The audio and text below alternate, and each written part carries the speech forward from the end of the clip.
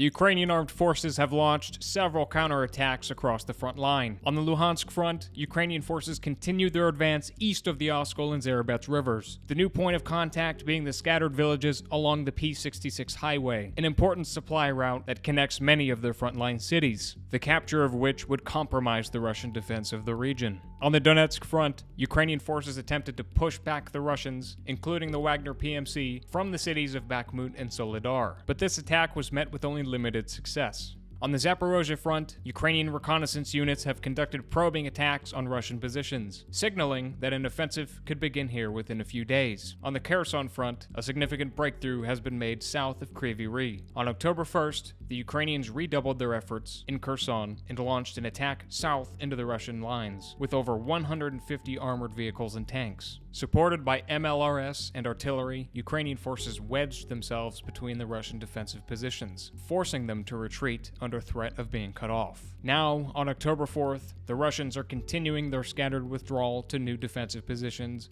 between the villages Oborzynskoye and Milove. Over the next few days, the Ukrainians will continue their offensive in this direction, attempt to break through the new line of contact, and head south to Kozatsky and Novokharkova to take control of the vital dam crossing that supplies the Russian forces on the left bank of the Dnieper River. Ukraine fired 6 HIMARS missiles at the Antonovsky Bridge in Kherson this morning, of which 3 missiles struck the bridge directly. This further demonstrates the importance of the dam crossing at Novokharkova. If this offensive is successful, it would be the most decisive battle of this conflict so far. Capturing this dam crossing would give the Ukrainians a chance at isolating and destroying any Russian forces remaining in the Kherson area. If the Ukrainians strike south into the Zaporozhe region in the coming days and break through the Russian defenses, we could witness the collapse of the entire southern front, erasing the majority of the progress the Russians have made over the past 8 months. For those wondering why the Ukrainians are seeing so much battlefield success over the past few days and weeks, the simplest answer that can be given